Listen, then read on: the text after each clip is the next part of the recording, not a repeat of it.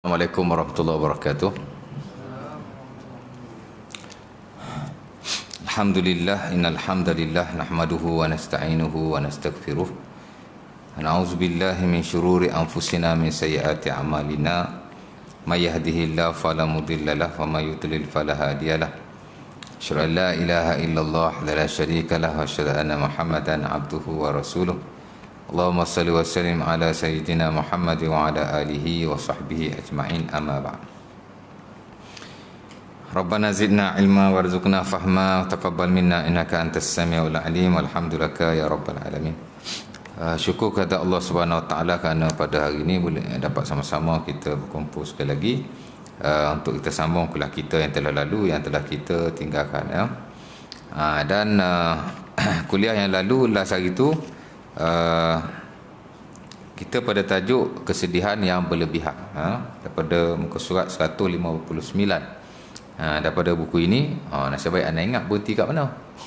Biasa tak ingat je, tanya dia je, kan, mesti tanya ya. Hari ni saya ingat pula, kan. Baik, yang mana saya dah baca pada tuan-tuan surah Al-Baqarah ayat 153 hingga 157. Saya ulang, surah Al-Baqarah ayat 153 hingga 157, di mana ayat berkenaan Allah Subhanahu Wa Taala menyatakan tentang musibah, bagaimana kita menghadapinya, ataupun akhlak seseorang mukmin apabila dia ditimpa musibah. Walanabluwannakum bisya'in minal khawfi wal ju'i wa naqsim minal amwali wal anfusi was samarat wa basyiris sabirin alladzina idza asabathum musibatun qalu inna lillahi wa inna ilaihi raji'un ulaika alaihim salawatun min rabbihim wa rahmah wa ulaika humul muhtadun. Dalam buku ini cuma dia hanya memuatkan terjemahan saja, tapi tidak ada teks ayat Quran. Mungkin sebab dia ingat panjang sangat kot. Tapi sebenarnya tidak boleh. Bila kita nak menukil satu ayat Quran, kita mesti buat mari teks sebenarnya. Itu yang kita belajar di peringkat perijazahan dulu, dalam subjek translation. Bila kita nak translate suatu teks, kalau teks orang lain tak apa, termasuk hadis-hadis Nabi SAW, kita boleh buat mari terjemahan sahaja, atau kita boleh menghuraikan dengan maksud kita sendiri, as long as dia tidak menyalahi teks yang asal. Tapi ayat Quran tak boleh. Kita nak terjemahkan, kita nak huraikan atau seumpamanya, mesti dibawa teks yang asal. Sebab itu Quran tidak boleh diriwayatkan dengan makna. Makna tak boleh kita sebar dengan maknanya. Pasal makna daripada kita. Makna ni ikut kefahaman kita. Adapun teks daripada Allah Subhanahu Wa Taala. Kalau ikut kan dia menyalahi dah ni. Padahal saya ingat ada sebahagian buku macam tu. Macam ada buku yang kita belajar di satu masjid, Al-Kabair Al-Imam Az-Zahabi rahimahullah ta'ala. Keseluruhan buku itu tak ada ayat Quran, semua terjemah ayat Quran. Hadis Nabi of course lah dia terjemah, macam susah sangat, type lah ayat Quran sikit je tak. Copy paste je pun ambil, apa dia panggil, add in apa word tu kan, nak masuk ayat Quran kan senang, daripada mushaf terus masuk. Tapi tak tahu laku dia nak jimat kertas ke macam mana. Tapi tak apa, tak apa, saya dah baca ayat itu. Dalam buku ini ada terjemahan saja, di mana kata Allah, wahai sekalian orang yang beriman, Allah Ta'ala kata, dan sesungguhnya kami akan menguji kamu,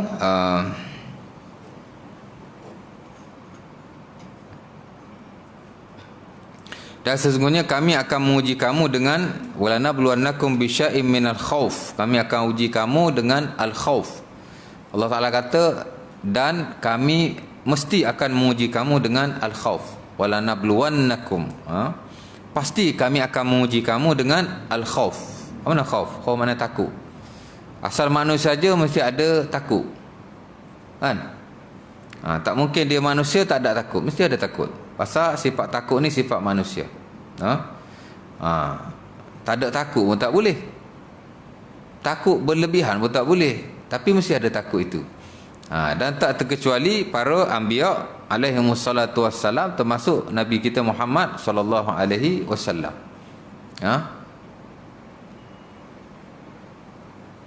Sebab itu ada doa atau zikir ketika takut, kan? Ha? Ha. Pasal apa? Pasal Rasulullah pun ada ketakutan tertentu. Cuma Allah Ta'ala beri, orang kata, keberanian kepada baginda sallallahu alaihi wasallam. Dan Allah Ta'ala kembalikan takut itu kepada musuh-musuhnya. Hatta kalau orang nak berperang dengan Rasulullah SAW atau nak buat sesuatu yang buruk kepada Nabi, sebelum dia nak buat 30 hari sebelum itu dia dah ada rasa takut dah. Walaupun dia buat, tapi takut tu mesti ada kepada Rasulullah SAW. Nusirtu birru'bi masirata syahrin. Antaranya adalah hadis Muslim daripada Jabir. Nabi kata, aku diberi pertolongan oleh Allah dengan memberi perasaan takut kepada musuhku sejauh sebulan lamanya. Kalau orang nak berhadapan dengan Nabi, dia mesti ada takut sebulan lamanya, especially kufar, orang nak memusuhi Rasulullah SAW. Itu kelebihan yang Nabi beri, Allah Ta'ala beri pada Nabi, Allah Ta'ala tak beri pada Nabi-Nabi terdahulu. Mu'titu khamsun lam yu'tahunna ahadun qabli, ataupun ahadun minal anbiya qabli. Nabi kata, aku diberi 5 perkara yang tidak diberi pada Nabi-Nabi terdahulu. Nombor 1 sekali Nabi kata, nusirtu birru'bi masirata syahrin. Aku diberi pertolongan oleh Allah dengan diberi perasaan takut ke atas musuh-musuhku sebulan jaraknya. Mana kalau orang nak berhadapan dengan Nabi, nak buat benda tak baik pada beliau, ataupun nak berperang atau seumpamanya, dia ada rasa takut kepada Rasulullah SAW. Walaupun Nabi itu sendiri ada ketakutan tertentu. Ada, tuan. Bila Nabi nak berperang, kan, malam tu semua orang tidur, Nabi tak tidur. Nabi berdoa, Nabi semayang sampai subuh. Nabi qiyamul the whole night, seluruh malam. Mana Nabi sebahagian besar pada malam tu Nabi berjaga, Nabi tahajud dan seumpamanya, Nabi menangis atau seumpamanya. Seumpamanya diriwayatkan antaranya dalam Sahih Bukhari, tak silap saya, daripada Ali bin Abi Talib. Ma fina farisun yaum badrin illa miqdad wa ma fina qaimun illa Rasulullah sallallahu alaihi wasallam yabki wa yusalli hatta yusbih. Kata Ali bin Abi Talib, semasa perang Badar tidak ada penunggang kuda melainkan Miqdad. Perang Badar hanya 300 berbelah-belah orang lah, orang Islam kata 300, 13 kata 300, 14 kata 300, 15. Nak lawan 1000 lebih orang kufar. Dalam hal keadaan logistik orang Islam waktu itu tak cukup, kuda ada satu je, nak perperang orang kufar. Ada orang banyak kuda. Kuda penting, tapi ada satu kuda, dah ada seorang penunggang yang bernama sahabat Nabi Miqdad. Dan tidak ada yang qiyamul lail atau bangun malam pada waktu itu melainkan hanya Rasulullah sallallahu alaihi wasallam. Apa baginda buat? Baginda menangis dan solat sampai subuh. Dan baginda berdoa kepada Allah Subhanahu Wa Taala. Kata dah hadis itu kita belajar, bila kita belajar tentang keharusan menangis dalam solat, dalam bab semayang tu, ujung-ujung tu, selepas belajar bab rukun semayang, syarat sah semayang, rukun semayang, perkara-perkara sunat dalam semayang, yang membatalkan semayang, dia ada, mesti ada slot yang akhir dipanggil al-umur al-mubahah fi salat, perkara yang harus dilakukan ketika semayang. Tak kurang daripada 12 perkara. Salah satunya ialah menangislah, al-buka fi salat, menangis ketika semayang, kan? Especially ketika kita bermunajat kepada Allah Subhanahu Wa Taala. Jadi boleh, antaranya hadis itulah Nabi menangis ketika semayang malam. Nampak? Jadi Nabi takut, hatta Nabi berdoa kepada Allah Subhanahu Wa Taala, Allahumma in halakat hadhihi al-fi'atu lam tu'bad fil ard, atau kama qala. Dalam Sahih Muslim Nabi doa, wahai Allah, kalaulah kami tak menang dalam peperangan ini, Nabi kata nescaya kamu tidak akan disembah lagi di atas muka bumi. Pasal hak beriman hak ni je. Kalau hak ni mati habis, tak ada lah orang yang nak beriman kepada engkau wahai Allah. Nabi doa sampai macam tu. Dan dalam Sahih Bukhari atau Muslim, kata Ibnu Abbas, Nabi berdoa sehingga mengangkat tangannya yang tinggi sehingga terjatuh kain ridaknya, sehingga diambil oleh Abu Bakar As-Siddiq. Nampak? Sebab tu yang ulama kata boleh doa angkat tangan tinggi. Semakin tinggi munajat kita kepada Allah, semakin tinggi kita mengangkat tangan kepadanya. Semakin tinggi munajat kita kepada Allah, semakin tinggi kita mengangkat tangan kepada Allah Subhanahu Wa Taala bila berdoa lah.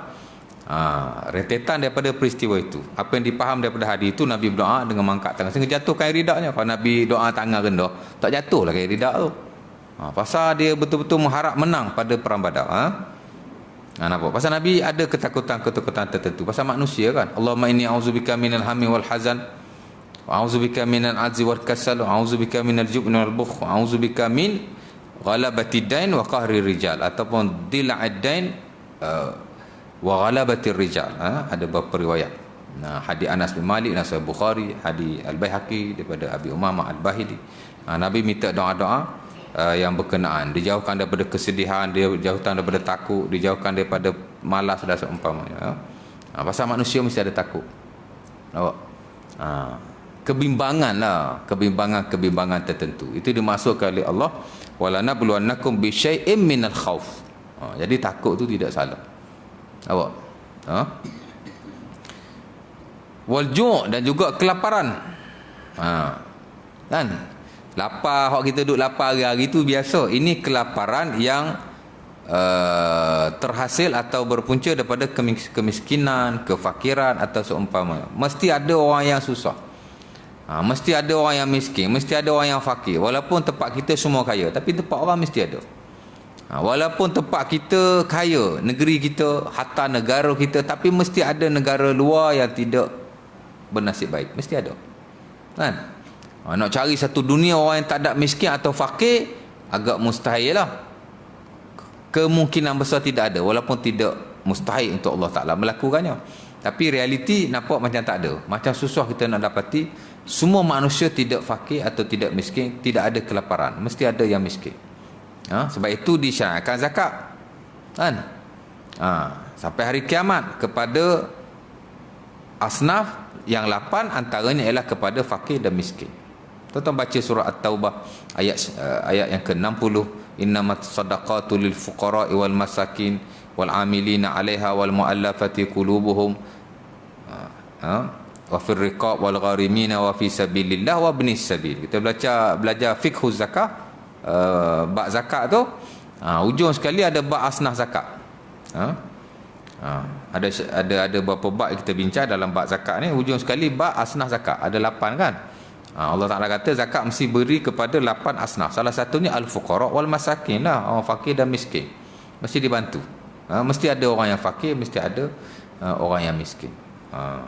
Yang mana mereka sentiasa kelaparan, dan itu alasannya yang disebut oleh sebagian ulama kenapa disyariatkan puasa, supaya kita merasai kelaparan seumpama golongan-golongan yang tidak bernasib baik. Kan? Lapar mesti ada, orang fakir miskin mesti ada. Sebab itu para fuqaha sebahagian besarnya mengharuskan naqluz zakat, mana zakat dipindahkan. Zakat dipindahkan itu harus, termasuk yang standard dalam mazhab Syafi'i. Contohnya, di tempat kita semua dah tak ada asnaf, orang fakir miskin tak ada. Boleh kita naqluz zakat, pindah zakat pergi ke tempat lain di luar daripada kawasan kita. Jika di luar atau di kawasan berkenaan ada asnaf ataupun ada orang yang perlu dibantu. Tempat kita ni dah kaya belaka, tak ada yang fakir, tak ada yang miskin, kan? Harus kita memindahkan zakat pergi ke tempat lain yang ada fakir dan miskin, walaupun di negara luar bahkan, kan? Kalau hak sunat-sunat tu tak ada pertikaian lah. Daging korban nak dihantar keluar daripada kawasan kita itu tak ada masalah sama sekali. Hatta kalau tu lihat negara-negara Islam banyak duk hantar daging-daging korban daripada negara dia ke negara lain. Saudi umpamanya, daging korban dia bungkus dihantar pergi negara-negara yang berdekatan, hantar ke Syria dan seumpamanya. Hak sunat tu tak ada masalah sama sekali, kan? Kita sembelih korban kat sini nak bawa balik ke Kelantan, bawa balik lah, tak ada masalah sama sekali, kan? Pasal dia benda yang sunnah. Kalau benda wajib ada keharusan, jika ada keperluan-keperluan tertentu, of course lah kita nak dahulukan di kawasan kita. Tapi dah dari kawasan kita tidak ada orang yang menerimanya, pergilah tempat lain, kan? Ramai lagi di luar sana yang fakir, yang memerlukan bantuan. Hatta kalau di luar negara kita pun tidak ada masalah sama sekali. Kalau hak wajib, hak sunat, lebih-lebih lagi lah boleh. Betul tak? Jangan buat korban, umpamanya nak korban nak buat kat luar lah. Selalu korban tiap tahun, dulu sekarang ni dah buat, ada kat Kemboja, ada kat macam-macam negara yang kita lihat agak tak bernasib baik lah. Tak ada masalah. Nak buat kat sini, buat kat sini, kan? Nak buat kat luar, buat kat luar. Atas saya sendiri pun, saya ingat dah 2-3 tahun saya berkorban di luar. Buat terpulang kepada masing-masing. Kalau kata keutamaan di sini ustaz, mungkin keutamaan tapi tak salah sama sekali untuk kita berkorban di luar. Baik. Jadi ada al-ju', ada kelaparan. Sebab itu kita hendaklah memastikan bahawa kita membantu sesama kita. Laisa mu'min, Nabi kata macam mana dalam hadis yang diriwayatkan oleh al-Imam oleh Sayyidina Ibnu Abbas, antara dalam Mustadrak al-Hakim, tak silap saya, Nabi kata laisal mu'min idza syabi'a wa jaruhu ja'i'. Antaranya Nabi kata bukanlah seseorang mukmin jika dia kenyang sedangkan jirannya lapar. Sebab itu kita digalakkan membantu sesama jiran, terutama jika yang bersebelah itu tidak berapa bernasib baik. Jadi kita, kalau mereka bukanlah miskin, amat digalakkan supaya kita bertukar-tukar makanan atau seumpamanya. Jadi mesti bantu orang yang lapar, ya. Wa naqsim minal amwal wal anfusi was samarat, kata Allah. Dan begitu juga ujian-ujian. Wa naqsim minal amwal, dikurangkan harta-harta kamu. Kan? Boleh jadi dulu kita kaya, kita boleh jadi miskin anytime. Boleh dulu kita bernasib baik, kita boleh ditimpa musibah kekurangan pada bila-bila masa. Nampak? Pasal kekurangan harta akan sentiasa berlaku. Boleh jadi wang kita ditimpa musibah-musibah tertentu, atau harta kita, kan? Kereta kita elok-elok dah accident. Musibah lah tu ke atas harta kita. Harta ni umum lah, boleh jadi kenderaan kita, boleh jadi wang kita, boleh jadi rumah kita. Ditimpa musibah ke atas harta kita. Wa naqsim minal amwal, ditimpa musibah ke atas harta kita. Allah Ta'ala kata boleh berlaku juga. Boleh jadi ujian ke atas kamu selain daripada ketakutan, selain daripada kemiskinan, kelaparan. Boleh jadi juga harta kamu akan berkurang, kata Allah Subhanahu Wa Ta'ala. Wa naqsim minal amwal, boleh jadi harta kita ditipu musibah-musibah seumpama itu. Harta kita dicuri seumpamanya, tak pernah kena curi. Ada juga kena curi. Member saya tuan-tuan nak pergi semayang, di satu surau di tempat saya. Ni member, my close friend, member rapat lah. Kan? Sebelum semayang masuk tandas. Lepas semayang pergi, lepas tandas pergi ambil wudu. Walletnya letak atas. Tak wallet atas. Duit dalam wallet ada 2,000 lebih sikit. 2,000 something. Saya tak ingatlah 2003, 2004, tapi 2000 plus. Mana ada 2,000 lebih. Tak atas tu. Pergi semayang. Lepas semayang bawa kereta, dah tengah jalan nak balik rumah.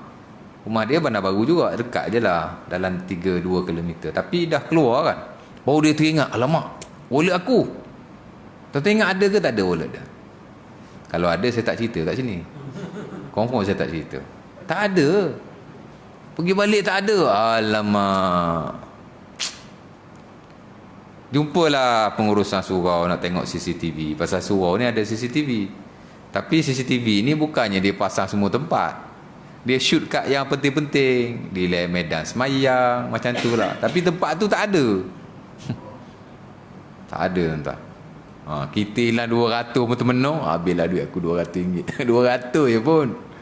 2,000 lebih dia hilang. Siapa yang ambil tu? Kadang-kadang boleh jadi orang yang nak pergi semayang tu lah. Mungkinlah ada orang luar yang datang nak buat kerja, atau tak tahulah. Tapi kemungkinan besar juga orang yang semayang. Tahu? Dalam surau pun ada nak ambil duit orang juga. Dia tak curi, dia berjumpa. Curi ke? Akhirnya curi lah tu. Kan? Kira curi juga tu. Dalam surau. Kan? Saya pernah jugalah dulu, tapi tak adalah 2,000. Saya pun lebih kurang kira curi jugalah tu. Ya, lebih kurang curi ni bukan semestinya kita orang curi daripada rumah kita. Curi jugalah tu. Saya dulu tuan-tuan, mungkin saya pernah cerita lah 4-5 tahun lepas. Mungkin tuan-tuan pun dah tak ingat kot, lama. Saya pun rasa-rasa saya pernah cerita. Banyak tempat saya cerita. Nak balik Raya Haji Kelantan. Ni dah lama, dah 6-7 tahun lepas. Nak balik Kelantan Raya Haji, saya pergi kedai buku Syikah. Kedai buku tu kat Bandar Baru dah tutup. Kedai buku agama saya selalu pergi kedai buku tu. Kadang saya tak beli buku, saya baca je. Pergi baca-baca belek-belek sana belek sini, keluar. Kadang-kadang orang tukar kenal buku tu fed up juga tengok muka kita, buku tak beli je tak. Saya ingat kedai buku Fajar Ulung di Gombak Batu 5 tu, sejak saya matrikulasi lagi tahun 1996, masa dia meniaga di Petaling Jaya, saya selalu masuk. Sampai le. Kadang-kadang saya beli jugalah buku, kadang-kadang tak beli juga. Saya masuk duduk dalam tu sampai 2 jam 3 jam. Nak beli buku, belek tak sesuai, letak ilmu dah dapat ada sikit, belek 2 jam duduk dalam tu kan. Tapi dia tak marah. Tapi ada beli juga. Kata tak beli pula ustaz ni, tak bagus lah macam tu, ya tak. Yalah, sambil-sambil nak beli mesti belek yang mana bagus kan. Sama juga ada satu buku saya berkenan, saya boleh tak ingat buku apa. Pasal saya tak jadi beli, dah duit tak ada. Saya tengok bagus lah buku ni, aku nak beli. Tapi saya tak ingat lah buku apa. Tapi buku harga dalam RM20. Duit tak ada. Saya start motor pergi ke Petron. Dulu ESO Learning dah tukar Petron. Cucuk lah duit. Ngangam tengah cucuk duit, kat bank keluar, orang rumah pula telefon kan. Orang rumah bila dia telefon, mana boleh tak angkat, kena angkat lah. Angkat terus. Bila dah angkat tuan-tuan, tinggal duit kat situ, ambil kad je, masuk duit, masuk kad. Ya, jalan pergi balik kedai buku, belek nak ambil duit, nak ambil buku, tengok duit tak ada lah wallet. Tadi aku dah cucuk, macam mana boleh tak ada? Pelik juga kan. Saya pun ingat balik, alah tadi aku tak ambil duit kot. Saya pun pergi ke balik ke Petron tu, jumpa dia punya owner lah. Dia owner lelaki perempuan tu, isteri dia ada. Kak, saya nak tengok CCTV lah kak. Kenapa? Dia kenal lah saya, tempat saya kan. Kenapa Ustaz? Saya ATM masalah tadi. Dia bagi tengok, orang belakang saya ambil. Memang dia ambil. Orang Melayu kita pakai Innova baru, nampak semua nombor plate apa semua. Muka dia jelas. Dia ambil belakang saya. Dia ambil, kemudian dia ikut belakang saya sampai dia tengok saya beredar naik motor. Baru dia start kereta cabut. Asal dia nak ambil duit juga, tapi dia tak ambil duit lah, pasal dia dapat duit saya tu. Tak banyak lah, dalam RM700. Saya duk fikir kan, aku nak ambil sikit ke nak ambil banyak. Esok nak balik Kelantan ni, ambil semua terus lah. Duit ada banyak tu dalam bank tu pun. Dalam bank tu lah, kot bank lain ada lagi saya tak tahulah. Tapi dalam bank tu ada duit banyak tu je. Jadi saya nak ambil, takkan nak ambil RM50, RM100, ambil semua lah esok nak balik Kelantan kan.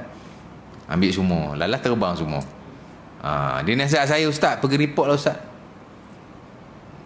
Boleh tangkap dia, boleh ni lah. Bila kita buat report, ada nombor pelik apa semua, kejap tu kan. Pasal ada CCTV, saya minyak ni ada CCTV, nampak orangnya. Dan dia siap cakap kat saya, orang ni selalu isi minyak kat sini ustaz. Nanti bila dia datang, saya call ustaz, dia kata. Saya kata tak apalah, saya tunggu dia tak call. Kadang-kadang saya pergi, dia tak ada. Lepas tu saya ingat 2-3 minggu lepas tu saya tanya dia, ada nampak ke abang tu? Dia kata dah tak ada dah, lepas dia ambil duit ustaz dah tak mari sini dah. Tahu pun takut. Tapi saya tak report, tak apalah, kira rezeki dia lah tu. Bukan banyak mana, RM700 tak, sikit je lah. Tak apalah, rezeki dia hilang. Dan mungkin ada lagi orang lain yang kehilangan harta, kerosakan harta atau seumpama. Saya baru-baru ni tuan-tuan, tak barulah, before PKP awal tahun, saya bagi khutbah di surau di Sungai Buloh, surau Ikhwan. Before saya bagi khutbah, saya bagi tazkirah waktu itu. Dan saya sentuh tentang zakat. Saya baca ayat Quran pasal zakat, saya huraikan kewajipan membayar zakat apa itu gini, dan kaitan dengan hal ehwal semasa. Kan? Waktu tu kan kemarau. Jadi saya kata waktu kemarau ni bagus kita kena tengok balik. Pasal antara sebab Allah Ta'ala tak turunkan hujan ialah bila zakat tidak dilaksanakan. Jadi saya duk cerita macam tu. After semayang, dah habis khutbah, after semayang, ada seorang businessman jumpa saya. Dia kata, ustaz, saya nak minta pandangan ustaz lah. Pandangan apa? Saya baru ditipu oleh saya punya partner dia. Saya tanya berapa? Dia kata, saya tak ingat, 70 ke 80 ribu macam tu. Banyak tu ke sikit? Saya pun tak ada duit banyak tu. Jadi saya nak tanya pendapat ustaz, saya nak report polis ke macam mana?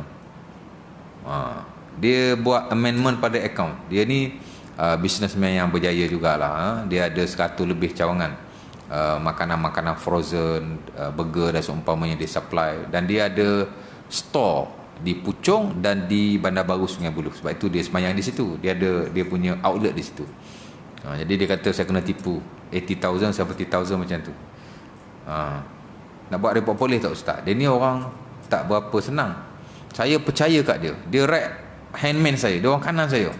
Saya serahkan segala-gala pada dia. Rupanya dia ambil duit tanpa saya sedar dalam akaun. Bila saya check balik, short about 70,000 macam tu. Jadi saya nak buat report. Saya dah berdepan dengan dia, dia pun dah mengaku. Jadi saya minta dia bayar secara ansur-ansur. Tapi orang rumah saya duduk desak saya supaya buat report. Saya buat report ke dalam lah dia. Dah sah-sah ke dalam ya. Ada bukti apa semua. Jadi nak buat report tak ustaz? Saya pun tak boleh cakap. Minta pendapat saya, manalah saya tahu. Tak? Ustaz, mana tahu. Saya tak tahu. Terpulang lah saya kata. Tengok yang bagus macam mana. Kan? Tapi dia kata, bila ustaz cakap pasal zakat tu, saya pun pasal saya tak pernah bayar zakat. Dia kata mungkin salah saya. Memanglah tolak cukai atau seumpamanya, tapi zakat saya tak pernah ambil tahu. Padahal kalau kita pergi pergi ke pusat zakat, ada pengecualian cukai. Kalau cukai dipotong atau dibayar sekalipun, end of the year kita akan dapat balik hasilnya. Jadi orang Islam yang bayar zakat tak rugi, walaupun di atas nama bisnes, perniagaan atau seumpama. Pasal zakat boleh dikecualikan cukai. Kan? Daripada bayar cukai, baik bayar zakat. Bayar zakat tu kes cukai lah tu. That's why dia boleh kecualikan daripada cukai. Kan? Jadi rugi lah. Dia kata mungkin saya salah jugalah kot ustaz. Biarlah saya kata. Sebab itu kena ni ya.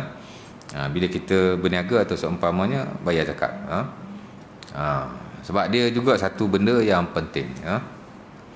Sebab itu khalifah Islam terdahulu, termasuk Abu Bakar As-Siddiq, dia hantar surat kepada wilayah-wilayahnya. Selain daripada dia suruh orang jaga ibadah-ibadah peribadi, semayang, puasa atau seumpamanya, dia juga menghantar surat yang khas tentang zakat. Dan surat tu pun panjang. Kan? Saya dulu belajar bab zakat, nak hafal surat Abu Bakar As-Siddiq kepada gubernur-gubernur atau pemerintahnya di tempat lain. Antaranya dia hantar ke Bahrain. Siapa dia hantar ke Bahrain? Dia tulis surat. Kerana surat itu menjadi dalil akan pensyariatan zakat ni, zakat harta. Di samping hadis-hadis yang lain, dia juga antara dalil yang dijadikan sokongan lah oleh para ulama. Surat yang dihantar oleh Abu Bakar As-Siddiq ke Bahrain kepada gubernurnya panjang. Hadhihi faridatus sadaqah allati amara Allah biha, allati amara Rasulullah wallati amara rasul apa? Hadhihi faridatus sadaqah allati faradaha Rasulullah 'alal muslimin wallati amara Allah biha rasulah, bla bla bla bla sampai habis. Panjang tu. Saya dulu naik sakit kepala nak hafal, pasal kita dulu belajar bab zakat. Saya master di UPSI bab zakat kan. Jadi saya nak kena hafal dalil-dalil zakat. Oh susah. Hantar surat pasal harta. Zakat ni penting. Dan siapa yang tak bayar zakat atau enggan, dia akan perang golongan berkenaan. Tu Umar Al-Khattab. Itu Abu Bakar As-Siddiq. La uqatilanna wallahi ma farraqa bainas shalah waz zakah. Demi Allah aku akan memerangi orang yang membeza-bezakan antara semayang dan zakat. Pasal zakat pensyaratan tentang harta, solat pensyaratan tentang spiritual, ibadah masing-masing kan. Dua-dua tu penting. Hatta Allah Ta'ala bila menyuruh orang tu semayang, dia akan suruh orang tu bayar zakat. Semayang ibadah individu, zakat ibadah masyarakat kan. Bila Allah Ta'ala suruh semayang, mesti suruh zakat. 5 kali dalam Quran Allah Ta'ala suruh semayang, suruh zakat. Suruh semayang, suruh zakat. Suruh semayang, suruh zakat. Mesti ada kan. Surah Al-Baqarah ayat 43, Surah Al-Baqarah ayat 83, Surah Al-Baqarah ayat 110, Surah Surah An-Nisa ayat 87, dan juga Surah Surah An-Nisa ayat 77 tak silap saya. Kemudian akhir sekali Surah An-Nur ayat yang ke-50 something, 56, 57 macam tu. Aqimus shalah wa atuz zakah. Aqimus shalah wa atuz zakah. Aqimus shalah wa atuz zakah. Semayang zakat, semayang zakat, semayang zakat. Jadi sentiasa ada pensyariatan berkenaan. Malah ada fiqh zakat. Jadi nak cerita, Allah Taala kata mesti ada dugaan di mana kamu akan ditimpa kekurangan harta. Macam kita lah. Mungkin sekarang kita agak bernasib baik, tapi dulu-dulu kita susah juga, kan? Kadang nak beli beras pun tak ada. Zaman kita dulu tak tahu kok kita ni daripada kecil sampai besar senang aja. Kan? Nampak? Saya ingat dulu saya pun secara peribadi masa mula-mula kahwin tu, tak nak beli beras, timbang pun fikir 2-3 kali pasal duit tak ada. Baru kahwin, kerja pun tak ada waktu itu. Dululah, kan? Ada waktu kita susah. Itu yang disebut wa naqsim minal amwal, mana harta kita ni ada kekurangan-kekurangan tertentu.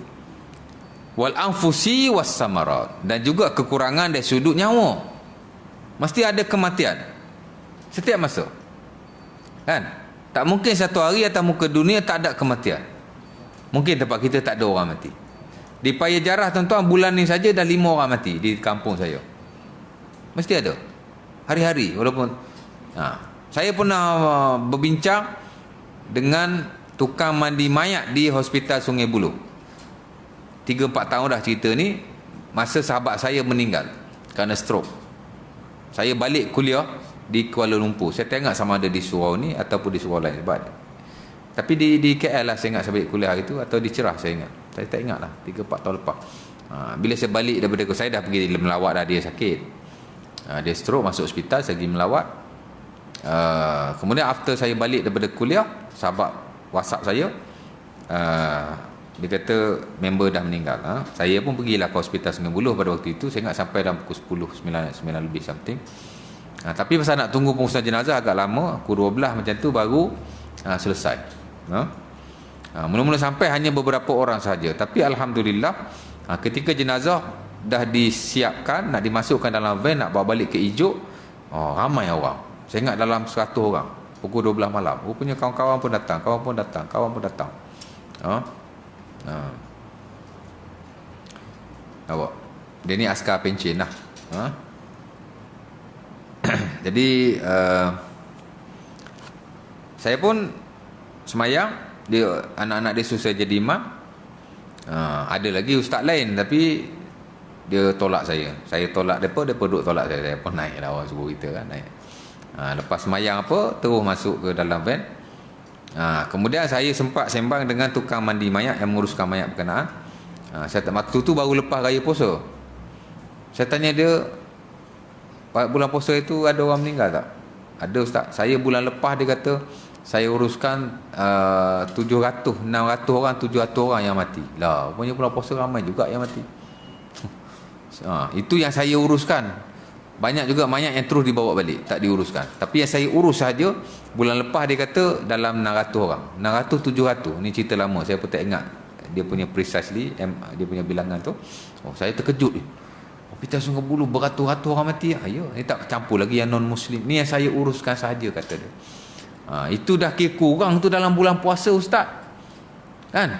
Lepas puasa ni ramai biasa, dia kata biasanya lain puasa yang kurang. Lain pada puasa dia kata lagi ramai. Lebih ramai daripada itu. Dia kata, siap dia cakap dengan saya, tengok lepas puasa lah ustaz, masa puasa jarang orang datang hospital, lepas puasa ramai orang datang. Kan, sakit macam-macam. Pasal dah makan pun macam-macam. Opah haus sana makan itu makan ini, dah ramai orang pergi hospital.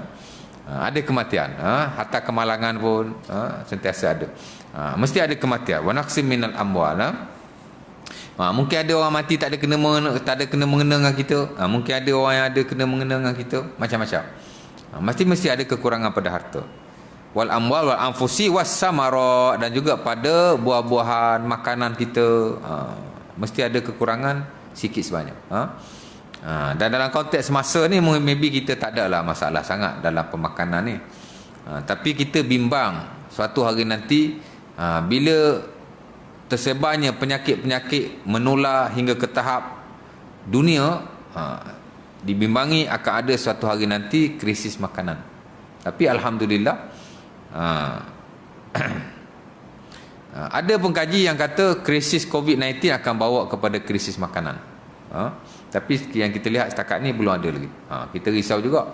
Pasal hari ni tuan-tuan, ada negara-negara pengeluar yang banyak mengeluarkan makanan. Bila ada suatu masalah, bila dia tak dapat mengeluarkan makanan, terutama negara-negara kecil yang banyak bergantung kepada import makanan, macam kita kan. Kita pun banyak bergantung pada import makanan. Jadi akan berlaku krisis makanan. Itu disebut oleh Allah, wa naqsim minal amwali wal anfusi was samarat. Makanan pun akan berkurangan. Jadi kita kena minta banyak Allah Subhanahu Wa Taala. Tapi benda tu mungkin akan berlaku. Kalau tidak di tahap global pun, mungkin di tempat-tempat tertentu akan berlaku kekurangan makanan, kekurangan buah-buahan, tanam-tanaman dan seumpamanya. Dah isyak tu nak kena berhenti lah kita. Dan akhir sekali kata Allah, menyimpulkan akan dugaan-dugaan ini sebab dunia ni memang darul bala. Maybe lah orang yang ditipu musibah, setiap orang kena musibah. Cuma beza antara kita, siapa yang lebih besar musibahnya dan siapa yang lebih kecil musibah. Itu saja. Kan? Masing-masing ada dugaan, masing-masing ada cubaan masing-masing. Tapi tak sama antara satu dengan yang lain. Semakin besar musibah yang ditimpa oleh seseorang itu, semakin besar darjatnya di sisi Tuhan. Semakin banyak pahalanya dan semakin istimewa kedudukannya, especially pada hari akhirat nanti. Sebab itu Allah Ta'ala asingkan. Ada ahlul bala, ada ahlul afiyah. Ada orang yang masuk syurga, dia ni ahlul bala. Masa dunia dulu dia ditipu musibah yang berat-berat. Dia dapat special position, kedudukan istimewa di sana. Ada satu lagi ahlul afiyah, ahli afiat. Mana orang yang tidak ditipu musibah. Ataupun adalah musibah tertentu, pasal manusia mesti ada musibah, seumpama Allah Ta'ala sebut. Tapi dia tidak ditipu musibah seumpama geng-geng ahlul bala tadi. Dia ni bawah sikit. Sehingga dia kata kepada Allah, kenapa aku dulu kat dunia tidak ditipu musibah seumpama ditipunya mereka. Kita akan kata kepada Allah macam tu. Dan kita bercita-cita, kalaulah dulu aku kat dunia, aku jadi macam mereka. Kat dunia memang kita tak nak musibah. Tapi kat akhirat kita akan kata macam tu. Walau bagaimanapun kita juga disuruh supaya dijauhi daripada musibah-musibah, dugaan-dugaan yang kita tidak mampu ataupun yang besar-besar. Walaupun kita ni mesti ada dugaan, tapi minta juga Allah berlindung supaya kita tidaklah ditimpa musibah yang besar-besar, yang berat-berat, yang kita tidak tertanggung, kan. Tapi kalau ia berlaku, banyak-banyak bersabar. At the end Allah Ta'ala kata wa basyiris sabirin, dan berilah berita gembira kepada orang-orang yang sabar. Pokok pangkal dia sabar. Dah hidup ni memang kena banyak sabar. Dan yang menjadi penyelesaian kepada banyak hal. Kalau tak sabar, masalah. Kita kena sabar dalam banyak hal. Dan Allah Ta'ala kata alladzina idza asabatuhum musibatun qalu inna lillahi wa inna ilaihi raji'un. Bila orang itu ditipu musibah, selain daripada dia bersabar dan bertawakal kepada Tuhan, dia mesti banyak-banyak ucapkan inna lillahi wa inna ilaihi raji'un. Kata Allah, bila dia kata macam tu, ulaika alaihim salawatum min rabbihim wa rahmah wa ulaika humul muhtadun. Orang itulah yang mendapat selawat daripada Tuhannya, dan dialah orang-orang yang diberi petunjuk oleh Allah Subhanahu wa taala. Kemudian pengarang sebutlah beberapa hadis Nabi yang kita dilarang semasa ditipu musibah. Antaranya menepuk-nepuk pipi, mengoyak-ngoyakkan baju dan melakukan perkara-perkara yang dilakukan pada zaman jahiliah. Hadis Ibnu Mas'ud yang diriwayatkan dalam Sahih Bukhari. Laisa minna man latamal hudud wa syaqqal juyub wa da'a bid'wal jahiliyah. Kita dilarang bila ditipu musibah menepuk-nepuk pipi. Macam orang Arab dulu bila ada kematian atau bila ditipu musibah, dia akan meratap. Dan salah satu cara dia meratap ialah dia akan menampar-nampar pipi sesama sendiri. Paling tidak pun dia tampar pipi dia lah. Kita tengok sebagian bangsa asing ataupun orang yang beragama lain, kan, bila dia kematian saudara atau seumpama, kadang-kadang meratap tu satu syariat bagi mereka. Mesti mereka meratap di sisi si mati. Betul tak?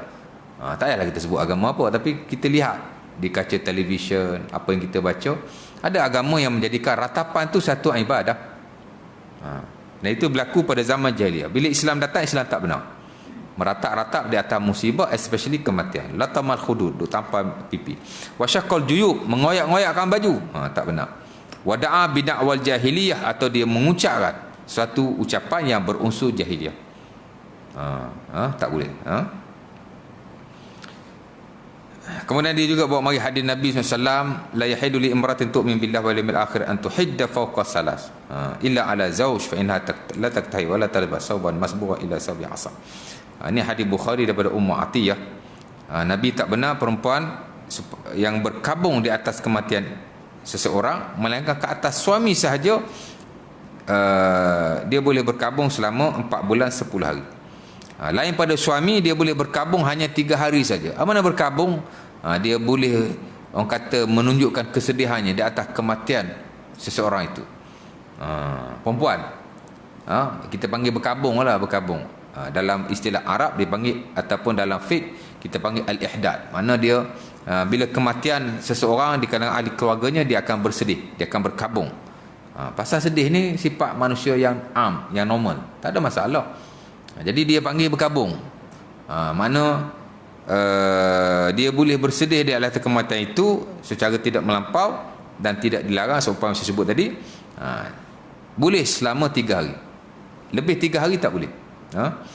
Melainkan hanya pada suami diberi kebenaran selama tempoh iddahnya. Itulah iddah wanita yang kematian suami, itulah 4 bulan 10 hari. Betul tak? Lain pada itu tidak dibenarkan sama sekali. Kalau orang biasa tak boleh lebih daripada 3 hari. Kalau suami boleh sampai 4 bulan 10 hari, tapi tidak boleh lebih, tidak boleh kurang daripada itu. Tidak boleh lebih daripada itu. Islam benar kita untuk menunjukkan kesedihan bila ada kematian, tapi tak boleh lebih tempoh-tempoh tertentu. Ini khusus untuk wanita. Pasal wanita ni memang jiwa dia lembut. Adapun lelaki, sebenarnya sebagai ulama melarang lelaki berkabung pasal tidak ada nas. Walaupun segelintir membenarkan berkabung selama tidak lebih daripada 3 hari dalam mana-mana kematian. 3 hari je. Termasuk yang standard dalam mazhab Syafi'i, setahu saya membenarkan lelaki berkabung dengan seumpama wanita, tapi tempohnya tidak boleh lebih daripada 3 hari. Itulah yang kita tahu. Wallahu ta'ala a'lam. Dan nanti insya-Allah kita akan masuk tajuk yang baru. Dah azan dah tu, kena berhenti lah kita. Ada soalan? Simple question, simple answer.